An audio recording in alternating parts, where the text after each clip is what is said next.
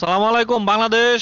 আপনারা সবাই দেখবেন একজন প্রবাসী ভাই, এখানে দুইজন প্রবাসী ভাই আছে, আমরাও প্রবাসী। সৌদি আরব থেকে আপনাদেরকে আপনার বাংলাদেশের সম্বন্ধে কিছু মতামত প্রবাসী ভাইদের মুখ থেকে একটু শুনে যাবেন। আপনারা যে পরিস্থিতি চলতেছে বাংলাদেশে এখন, কিরকম শাসন ব্যবস্থা প্রয়োজন বাংলাদেশে, সেই সম্পর্কে একটু প্রবাসী ভাইদের মতামত আপনারা শুনে যাবেন। সালাম আলাইকুম। ওয়ালাইকুম সালাম। আপনার নাম কি ভাই? আমার নাম মোহাম্মদ মাসুক মিয়া। আপনি তো বাংলাদেশী। আমি বাংলাদেশি সৌদি প্রবাসী। কত বছর ধরে সৌদি আরবে আছেন? প্রায় 2 বছর।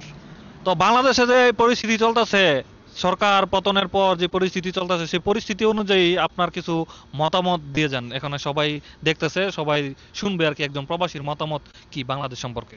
আসসালামু আলাইকুম প্রিয় দেশবাসী। আমি একজন সৌদি প্রবাসী। আজ থেকে 2 বছর আগে আওয়ামী লীগ ক্ষমতা থাকাকালীন নির্যাতন হয়েছে, তাই বলে সরকারকে ছাত্র আন্দোলনের মাধ্যমে পদত্যাগ করছে।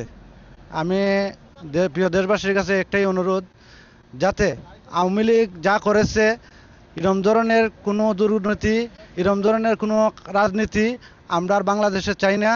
বাংলাদেশে একটা সুস্থ এবং নিরপেক্ষ একটা নির্বাচন চাই, যে নির্বাচনের মাধ্যমে একজন সরকার গঠন হবে, বাংলাদেশের যাতে সুন্দরভাবে পরিচালনা করতে পারে, এরকম একজন সরকার আমরা চাই, আমরা প্রবাসীর পক্ষ থেকে।